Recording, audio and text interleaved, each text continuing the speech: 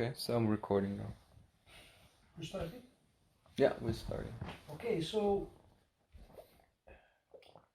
I'm here with two wonderful devotees, and because I just met them, I would like to ask you to introduce yourself to our listeners.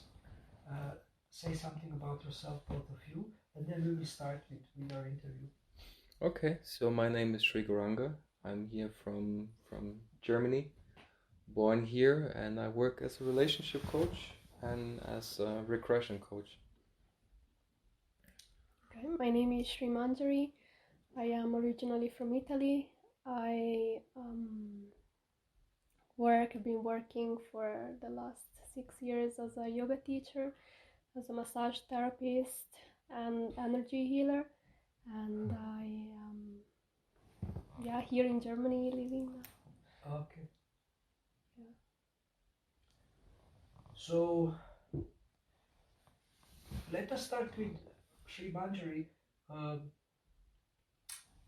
Can you tell us a little bit more about how you help people? What do you do? You said massage and these things, but maybe some more details about how do you do it?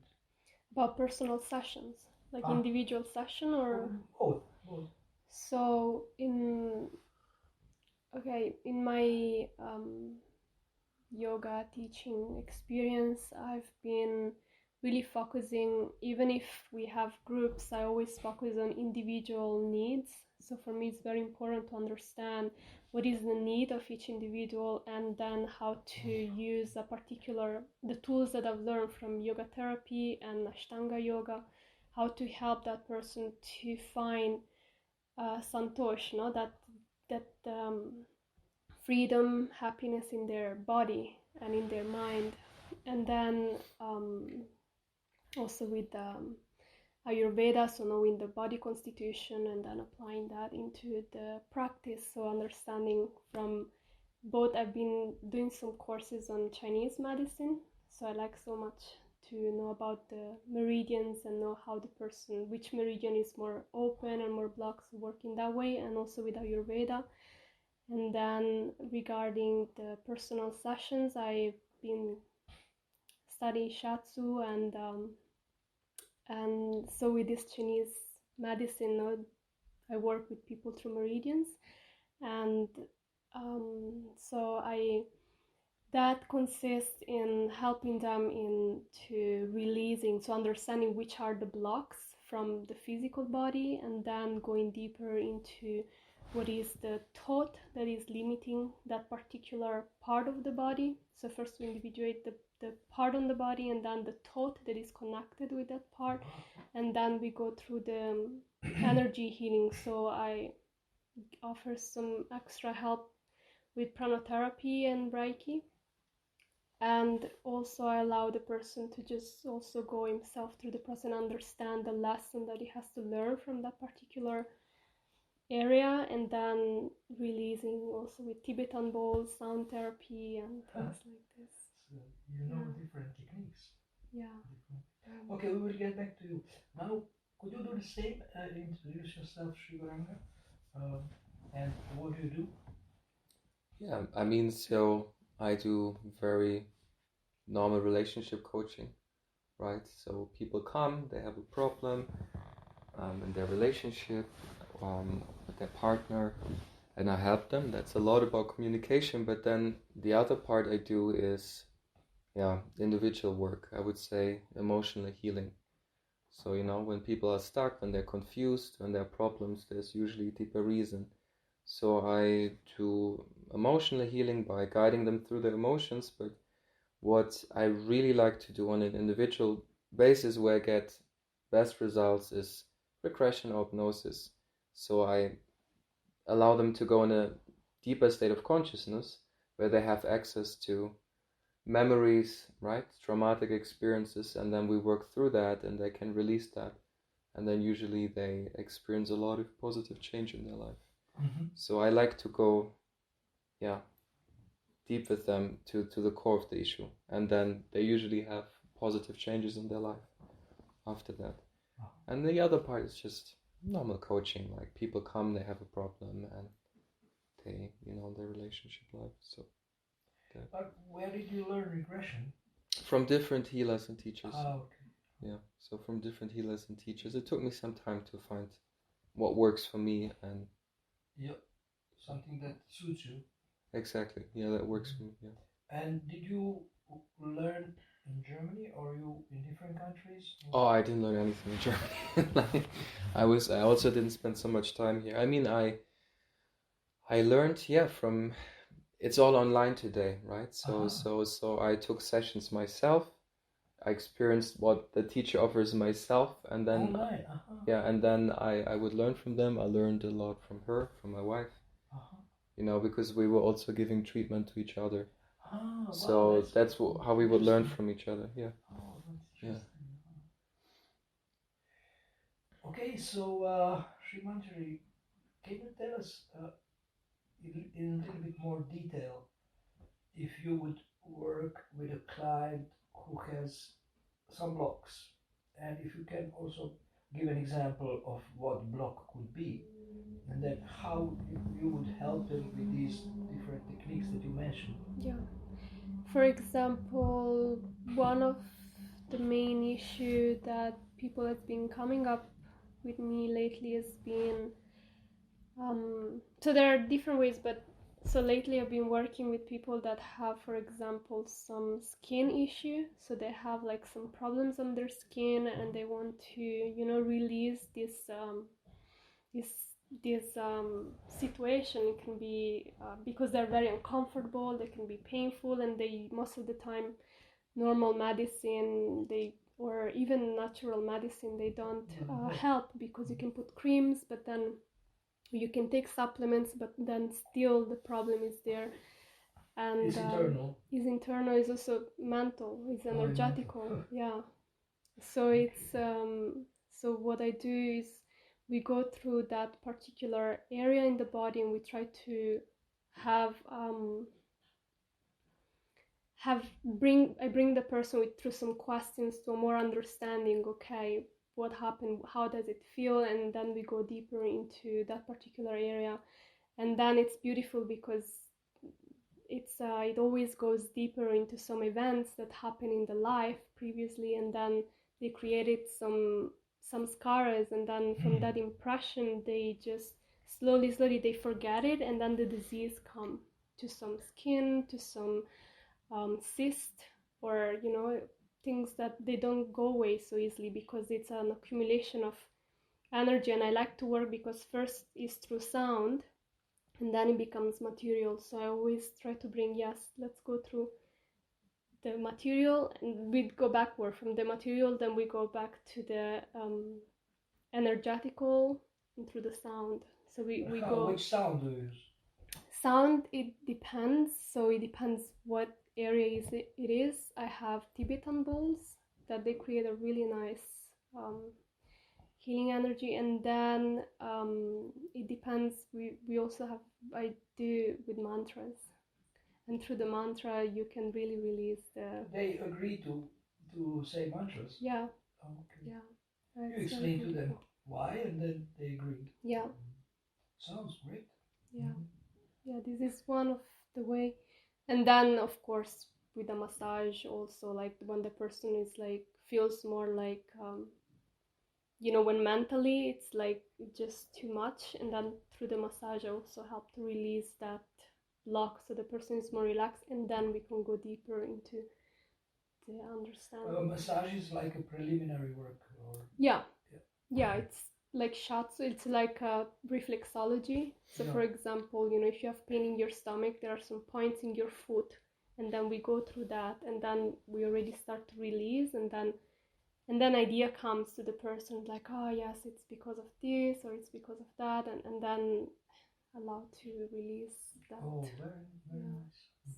Nice clear explanation.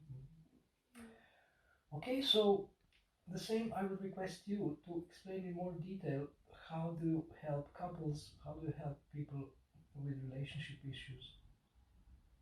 I mean, I guess it's similar. It's just I do it in my way. I mean, I think the healing and coaching boils down to the same thing, but everyone will use their own way and strategy to do that. But I don't know, I would have a conversation with the person, and then usually I get a sense of what's going on. Like maybe a very typical example is maybe you could say a woman who adds a lot of pressure on herself for a career to be successful, and then because of that, her feminine energy is very, unbalanced, and then she struggles the relationship life to have children and all of that. So we would, yeah, address that, and then usually in regression, we will go and do a lot of inner child healing. Forgive her mother, forgive her father, heal her inner child. Um, it's also what she's doing, and that usually has a very positive impact, right? Because most of the samskaras, at least from this life, come from our childhood. A lot of them, so that can heal a lot. And with couples, it's mostly about communicating in a way that where you express yourself without offending the other person. But I think that's more common sense many times, right? You have certain things how to validate your partner, show empathy. But I like more to go deeper with people than like. But I also do couple sessions. But do you also, when you have a couple, do you also coach them individually or together? Yeah, usually I do that. So typically when I coach a couple, we'll have a session or two to just they have the space to talk about what's going on. But then I will also work with them on an individual level to remove some blocks. Then also in the session together, I'll sometimes go with them together through some block and issue and help them to release that. And then I'll kind of like be there and for example tell the man, okay, now you allow her to let everything out and you're just going to be cool about it and you're not going to react. And then so I tell them what to do and then I guide them through the session while they are both present. Right? So that has helped a lot, because usually people react to each other, right? So she brings or he brings something up and becomes emotional, and then the other person reacts. So I just guide them through that. Mm-hmm. Okay, so Sri Manjari, you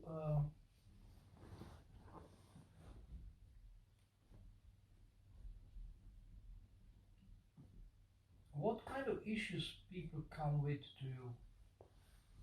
So it's can be many times physical. Physical? Yeah. Mm-hmm. So many times people come with problems. Maybe they have, like I said, skin, or they have energy. They're like, I'm so tired, I cannot put myself together, I feel drained, and or I have weak part of my body, the lower back, or some parts of the body that they're like, I'm struggling and I feel so heavy. And usually it's like people are like stuck physically. They feel like they have no more awareness of their body. So that's a very wonderful opportunity. And then mainly I would say physical, and can be also like internal. Sometimes people have cysts or problems internally, their organs, and they've been taking medicine or kind of stuff, but they still have it. So we also go through that in a way that they can release that issue, because it's many times really emotional. Uh-huh. It's an emotional block, and then it creates the issue. So we go through all of that. Where did you learn this? So I learned it from the reflexology, like the meridians and all of this. I learned it in Italy from one school there, and I've been guided also from my uncle. He's an amazing therapist, so he was always like inspiring me from when I was like 15. Uh-huh. And I was amazed because he told me issue that I have today, like when I was little, and I was like, it was quite amazing. He could see already so many things, and then he helped me. So in that way, I never got really like sick. So you were a patient first? Yeah, Okay. yeah. I had many healers. I had then I went to Australia. I worked with some healers there and did some courses, and I don't know, maybe because of my uncle from when I was little, so I always have that interest when I see some people that do these things. I always go and learn from them, and then ultimately also one devotee from Italy that he lives in Mayapur has been also giving an input, and I was doing yoga. He's a healer. Yeah, he's a healer, and he does all kinds of stuff, and then also some devotees here in Germany that we are connecting, and I feel like I personally am, how to say, like always in like it's very important for me to have a mentor or a person that is like coaching me, and through my own healing then I can also help others. So they go together. So you have a mentor now also? I'm going, I could say mentor or just healer, or I don't know, a person that is helping me through my issues. Someone who is helping you. And I have a few. The window will keep it fresh. Okay, thank you. And could you also, Sri Gauranga, tell us a similar thing? How did you learn what you know, these techniques and these things that you use when you coach people? A little bit more detail. When did you learn it? How did you learn it? Have you experienced coaching yourself? Have you been coached by others? Oh yeah, of course. Okay. I think this is a very important part of what you do as a coach or healer. You take coaching and healing yourself, especially from the people you want to learn from. So I think really it started when I met her and we got into the relationship. Because when you go in a relationship, it usually brings up many things. A lot of karma, starts to move and so on. And then I started to really notice more, what is actually really going on inside myself. What are the things I need to deal with and transform. And then plus I started working in that company, so I was 40 hours a week coaching people. And when you help others, you get even more tested and you have to even work harder on yourself. So then so then naturally I started to look into different things, and I really went in a very short time into many different areas. Like I looked into normal coaching, hypnosis, regression, everything I could find, and then also what people I worked with, my mentors, my teachers, healers I worked with, what they were using. And then over the time, I developed something that worked for me, that I feel comfortable and happy to use with people who come to me. So it's a journey. It's a journey. My own healing journey, helping others, and it goes very much together. I feel you can't help someone with an issue that you haven't really dealt with yourself, right? Okay. So you need to have a certain level of understanding. Otherwise you won't be really able to help others, or will just come back to you. That's not so good, right? This question for you, also it will be for you later. How do you deal with maybe I would say the burden of emotions that people bring into you? I mean, they are stressed, they are in pain, they have issues, they have difficulties, and so they bring certain type of energy. So how do you deal with this? Does it affect you? This is a very nice question. Because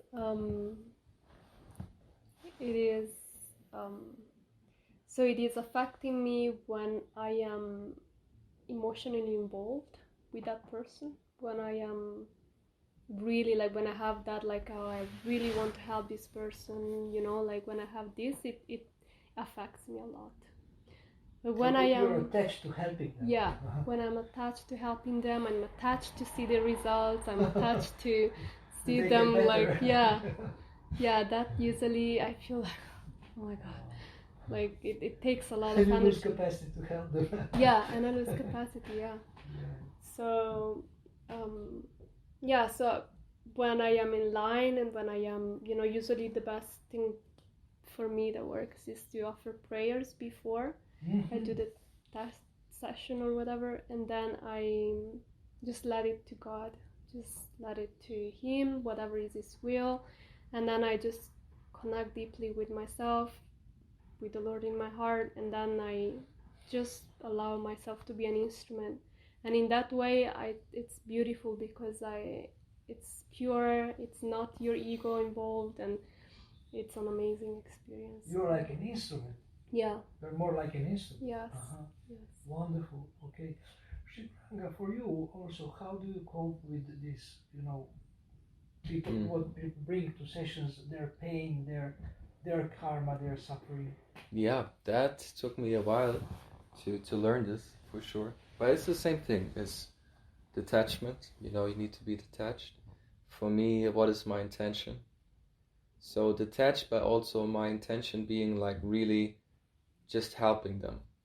I don't want to prove to know anything, what I can do and show. It's just like this pure motivation of help and prayers. For me, Also. prayers that, like, and I tell them before we do a session, I tell them, look, so now if they are not religious, offer intentional prayer that, what needs to be revealed, what needs to be healed is going to be healed or revealed today. So they pray to heaven or something? Yeah, you ask them to pray? Well, I tell them, now pray to the divine or set an intention to the universe. Okay. Connect to your soul. Some outside force. Yeah, so I tell them, because I think it's important. And yeah, very much my consciousness. So for example, if I go into a session and I had bad japa or no japa or something like that, then it's gonna affect me a lot. But if I'm spiritually strong that's very nice. and like spiritually deep, then I feel even better afterwards. Like I feel lighter. Yeah, I feel uplifted. Yeah, I feel energized. But if not, then you can feel when you took someone's karma just now, and it's not good. Because then you have to work through that. You have to digest that. And usually when that happens, when I take something on, because sometimes it happens, I need to go to the forest and chant and just purify. Yeah. Wonderful. These are wonderful tips also for our listeners. Okay, so something else. Could both of you think about some, I would say, concise wisdom, some messages, something that maybe is, in a sense, maybe guiding you, something that you have heard from somewhere and that you often remember, like a one-liner or something like this. It can be a couple of these one-liners, or something that you have heard which is very concise and that you could share with our listeners that can help them also. I have a prayer in mind that has been guiding me a lot, like on my healing coaching journey. This is from Bhakti Tirtha Maharaj. So the prayer is, my Lord, whatever needs to come into my life, and I'm adjusting it now for coaches and healers. Whatever needs to come into my life so I can become a better servant, better healer and coach, better servant to my spiritual master. Let that come into my life. Whatever needs to be taken away from me so I can become a better servant, take that away from me. And whatever needs to be maintained in my life, maintain that so I can become a better servant of my spiritual master, better healer, better coach. And I pray that. It's a very powerful prayer. Many times you can see changes that are happening. So that is a prayer that I try to pray as regular as I can, and I find it very empowering. And then just meditating on my spiritual mastery. This is a bold prayer, so after praying like this, do you get tested sometimes? Yeah, I do. So, but you are ready for that? I don't know. Like I have the faith that Krishna only gives us tests that we can actually pass. Okay. So, but it also depends to who you pray. For example, when I pray that to Radha Madan Mohan, I usually something is going to come. And if I, pray, or you pray to Narasimhadev. So I feel it depends also to who you offer the prayer and with what intention in your heart. But I've never found it to be, it's what you're looking for. I want to grow my spiritual life, and I feel this prayer puts open to me what I need to work on. And I feel that's essential. I feel as a healer, as a coach, you can't stop growing. Like, you also need to grow, right? Like, that's how I feel. So I like that prayer. Okay, thank you. And you? I'm thinking. The most simple one that comes to my mind is that the first, from my Guru Maharaj, the first need of every human being is to love, is to be loved. And yeah, I feel like when I don't know what to do, it's just like, or what,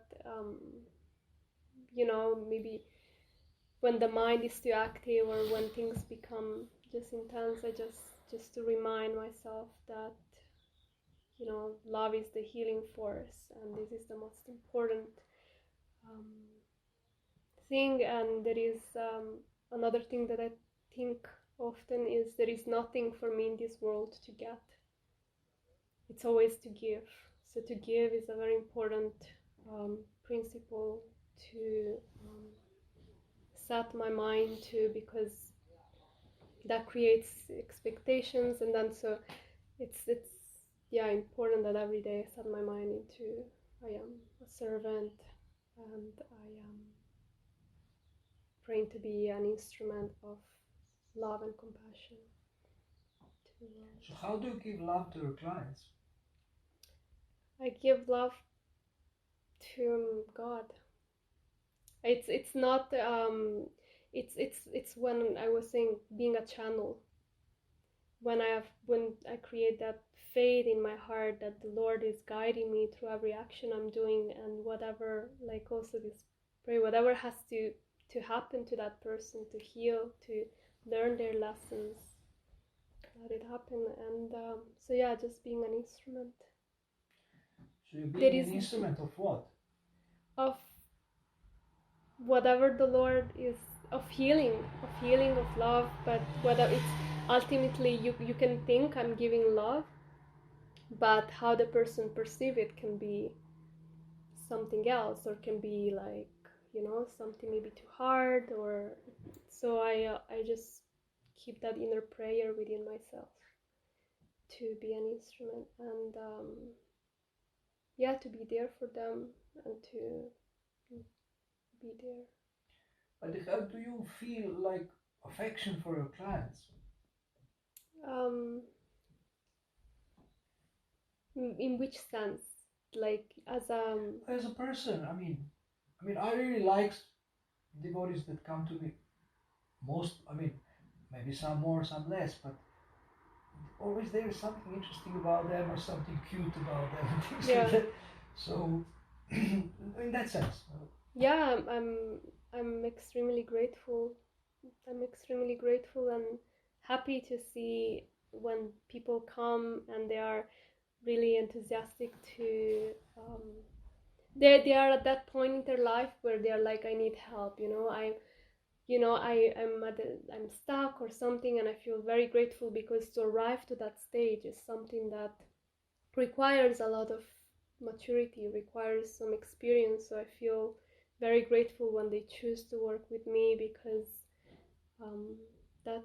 I love to do what I do, and I'm very happy to see them getting better, having a happier life, having more freedom in themselves, and ultimately they connect deeper with God within themselves when we do the session. So that's for me is what giving love. It's when they are also feel after the session like very connected to themselves, and they maybe cry or they release, and then they can really feel that connection in their heart.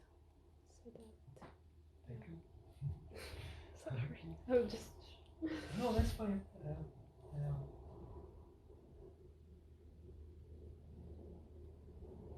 How can I formulate this?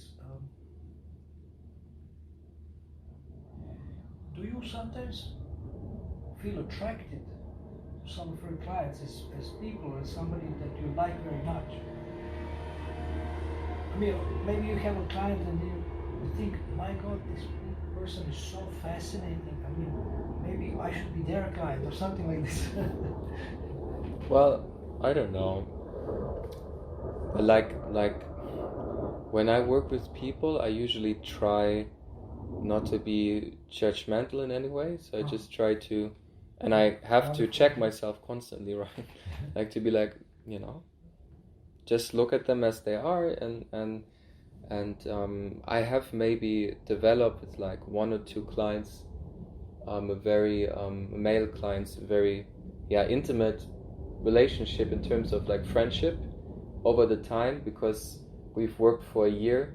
They're not devotees, but they received a lot of help, and now we have a very good connection, personal relationship. Yeah, a very good personal relationship. But this is rare, because usually I try to keep it like professional.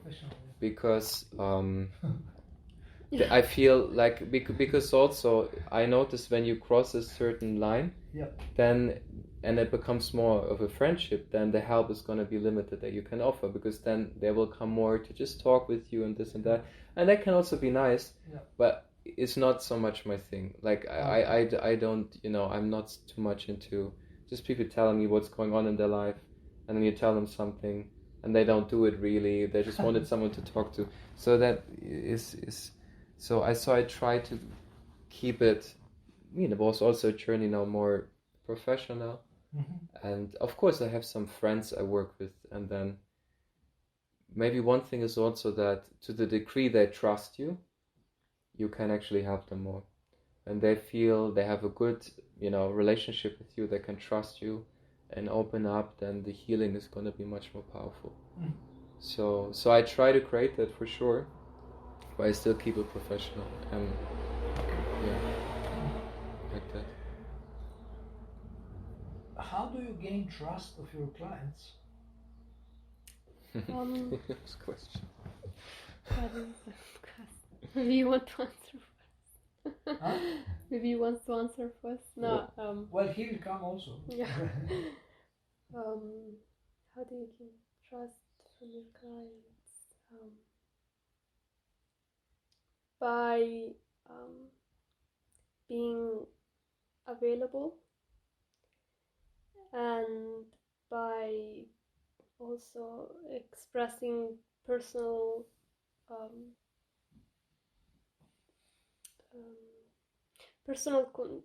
but not concern, but like by showing them that you are personally like concerned about Empathy, you mean? Yeah, to have that empathy, care, to make them feel that they have a space and they can come anytime, and they have that environment, and I like to create like an environment where they can experience that healing, or they can sometimes I also like if they especially with women and friends, sometimes it doesn't have to be like a professional work. Sometimes I just like to give that space where even just by talking a few things they just can feel understood, and they immediately can find inspiration of how they can proceed in their lives. So I like both, like you were saying, like professionally to care and be like, this is what I offer, this is the result I can give to you, this is what this is and then on a personal level where I nothing happens by chance. So if the person is coming to me with a particular issue, I feel it's my it's a gift.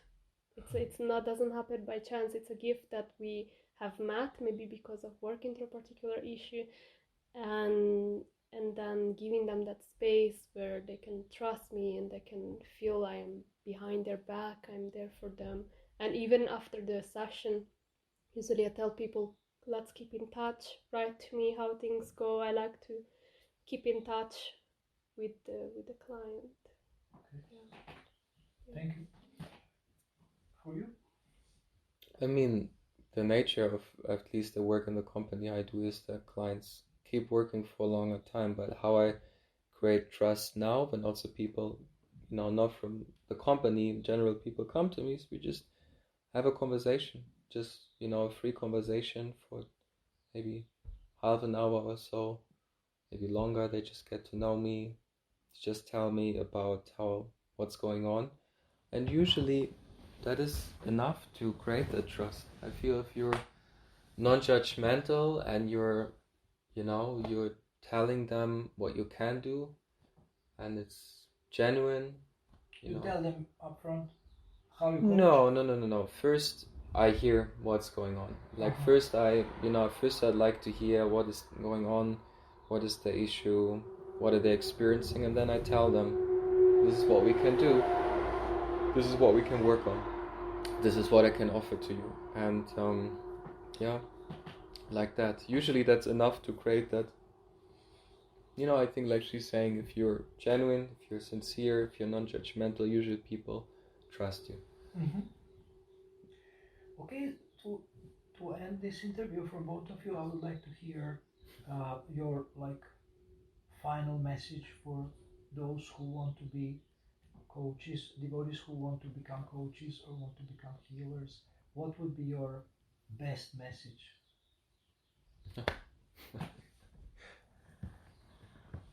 In 1-2 sentences. Always be humble. Always be Tell humble. it to myself. There's a meditation. Yeah. Always be humble. Be humble, yeah. Be humble and always be open to learn, to also look at yourself and ask yourself, question yourself maybe sometimes. And then, be humble. Be a humble servant, not... Be humble servant. Yeah, this is what I'm trying to remind myself, but this is really a message for myself. This is not a message. No, that's fine. This I mean, it's also a message for everybody else. Yeah. For all of us. Yes? Yeah, for me it's be honest with yourself. Yeah. Really understand yourself. What are your needs? And then follow your heart. Because it's something that, especially with devotees, we have so many rules and regulations, and we should do things in this way or in that way, and so many castles built in our mind of how a devotee should be, how a devotee should care for others, and then I think it's important to just bring back to your heart. Be honest where you are or your level. Maybe you really need a lot of help. Maybe understand how much you need first, and then follow your heart. So allow yourself to be transformed by being guided, and then I think it's important you can do it at the same time, but without missing the first point of really listen to yourself and understand what are your needs. Because if you just think about giving and then you're not taken care of, then immediately you get burned off. And that's something that hurts me a lot, to see devotees that they are so inspired about things or services, but then they get burned off because they don't have the roots of being nourished. How are you nourishing yourself? Who is nourishing you? Do you have a guide and like this? So it's very nice. Thank you so much. Okay, thank you both of you for this wonderful interview, and I wish you the best in your service and in your life.